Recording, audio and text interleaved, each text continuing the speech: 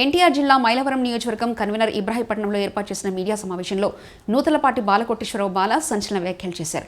రానున్న సార్వత్రిక ఎన్నికల్లో ఉమ్మడి కృష్ణా జిల్లా నుంచి మాజీ రాజ్యసభ సభ్యులు, మాజీ కేంద్ర మంత్రులు, మాజీ ఎమ్మెల్యేలు, మాజీ ఎమ్మెల్సీలు భారతీయ జనతా పార్టీ నుంచి పోటీ చేయబోతున్నట్లు బాలా మీడియా సమావేశంలో వెల్లడించారు. పేదల కోసం ప్రధానమంత్రి మోదీ ప్రవేశపెట్టిన పథకాలను క్షేత్రస్థాయిలో ప్రజల వద్దకు తీసుకెళ్తామని తెలిపారు. ఇంకెన్నిసార్లు మోసపోతాం? ప్రతి పార్టీ కూడా స్థానికుల సమస్యలు అర్థం చేసుకునే నాయకుడు కావాలని కోరుకొని అలాంటి వాళ్ళకే టికెట్లు మనం కోరుతున్నాం. జయాపజయాలు దైవాదేనం. గెలిచినాడే నాయకుడు కాదు, ఓడిపోయినాడు రాజకీయాల్లో ఉండకూడదని కాదు. గెలిచినా ఓడినా ప్రజల కోసం పనిచేసేవే నాయకత్వం.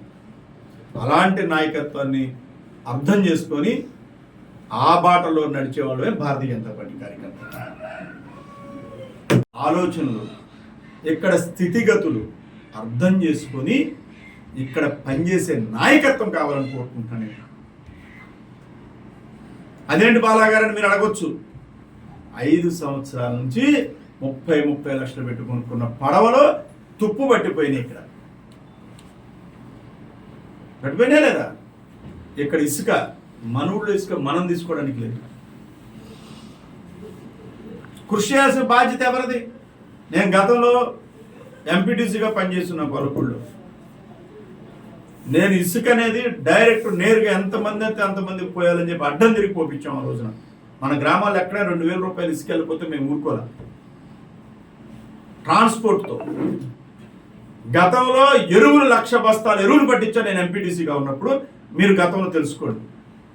ఒక బస్తా 600కి అమ్మేవాళ్ళే 300 రూపాయలు గవర్నమెంట్ రేటుకి మొత్తం అమ్మించేట్టుగా మొత్తం పేపర్లన్నీ తీసుకొని మీడియాని తీసుకెళ్లి గొల్లపూడిలో ఎరువులు పట్టించి కృష్ణా జిల్లాలో 1,00,000 బస్తాలు ఎరువులు పట్టించిన దాంట్లో కీలక భాగస్వామ్యంగా ఉన్నా నేను. ఆ రోజున ల్యాంకో టవర్ లైన్ వెళ్ళింది. రైతులకి టవర్ లైన్ అయితే డబ్బులు ఇచ్చే పరిస్థితి లేదు. అలాంటిది ఇవాళ నేరుగా గవర్నమెంట్లో కూడా ఇవాళ టవర్ లైన్ అయితే డబ్బు ఇచ్చే పరిస్థితి వచ్చింది. ఆ రోజు రైతులను ఆదుకొని డబ్బులు ఇచ్చే పరిస్థితి చేసాం. పెద్దలు మల్లెలు పద్మనాభరావు తెలుసు, ఆయన చనిపోయారు. ఈ గ్రామంలో చాలా మంది తెలుసు. పనిచేయాలి. నాయకత్వం అంటే పనిచేయాలి. గత ప్రభుత్వంలో ఎక్కడి నుంచి కొండపల్లి నుంచి రాయనపాడు మీదకి వెళ్ళింది. దాదాపు 1000 కోట్ల రూపాయలు నష్టపడతారు. రాయనపాడు గ్రామం మొత్తం కూడా మునిగిపోయే పరిస్థితి ఉండేది. మాజీ ఉపరాష్ట్రపతి గారు, అప్పటి కేంద్ర మంత్రి వెంకయ్య నాయుడు గారి చొరవతో, అప్పుడు ఎంపీ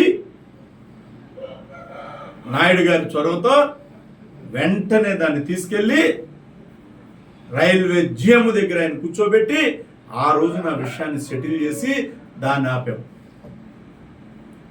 ఇక్కడ పనిచేసే నాయకత్వం కావాలి, డబ్బులు ఇచ్చే నాయకత్వాలు కాదు. నేను ఇందాక అదే చెప్తున్నా. 50,000 రూపాయలు తిరక్కడితే, 1,00,000 రూపాయలు తిరక్కడితే 25 సంవత్సరాలకి 50 లక్షలు అవుతుంది.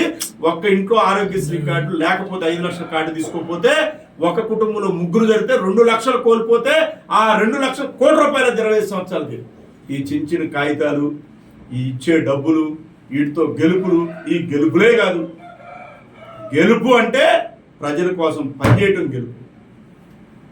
గెలుపు అంటే మన మాట, మన చేతతో ప్రతి వాడికి ఉపయోగపడుతుమే రాజకీయాల్లో గెలుపు.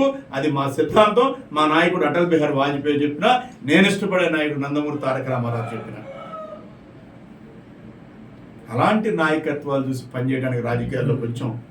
రాబోయే రోజుల్లో పేద ప్రజల కోసం భారతీయ జనతా పార్టీ తరఫున ప్రతి కార్యకర్తలు కూడా మేమందరం కూడా మేము జనాల దగ్గరికి ఈ విషయాలను తీసుకెళ్తున్నాం.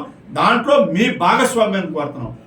రాయండి. మీరు స్థానికుల యొక్క బాధలు, స్థానికుల యొక్క అవసరాలు, స్థానికుల యొక్క స్థితిగతుల్ని అర్థం చేసుకునే నాయకత్వాన్ని ఎన్నుకోమని కోరండి.